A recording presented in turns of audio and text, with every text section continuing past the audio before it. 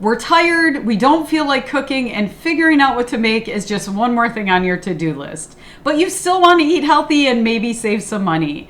That's why I love this one pot French lentils recipe. It's just 4 ingredients and it makes up 3 completely different meals. Serve it over rice to make a nutrient-rich and comforting dinner. Pile it onto a salad to add protein and fiber to your daily lunch, or turn it into loaded lentil nachos with tortilla chips and salsa. Hi, I'm Kat. Welcome to my kitchen. Today we're using French lentils. They have 20 grams of protein, half your daily fiber, and they're loaded with iron, magnesium, and zinc. Rinse 1 cup of French lentils.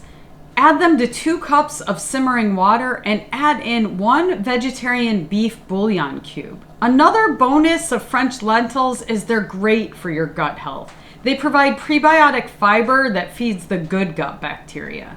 I never peel my carrots because the skin is loaded with nutrients. I just scrub them really well.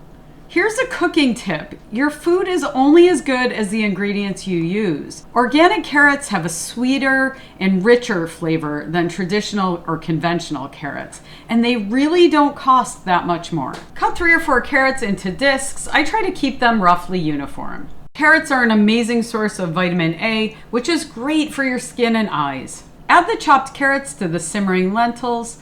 Cover and let it simmer for about 20 minutes when we'll add our final ingredient. There are certain foods that just feel good when you eat them, and I love this recipe, yes, because it's simple, but also because it is an absolute nutrient powerhouse.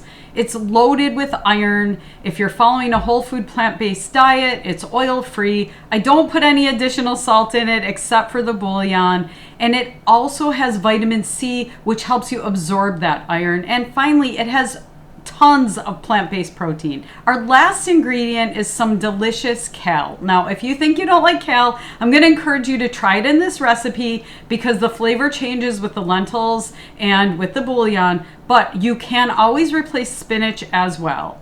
I'm going to chop up about 2 cups of kale. Some people say kale is the most nutrient-rich food on the planet. It's been shown to possibly decrease some kinds of cancers.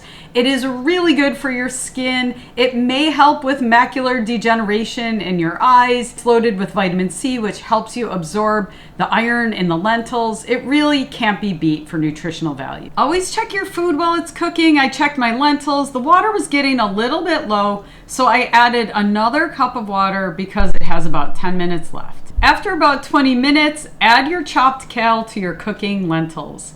There should be a little bit of water left. If there's not, go ahead and add just enough to steam your kale down. Cook it for another 5 to 7 minutes until the kale is beautifully wilted down.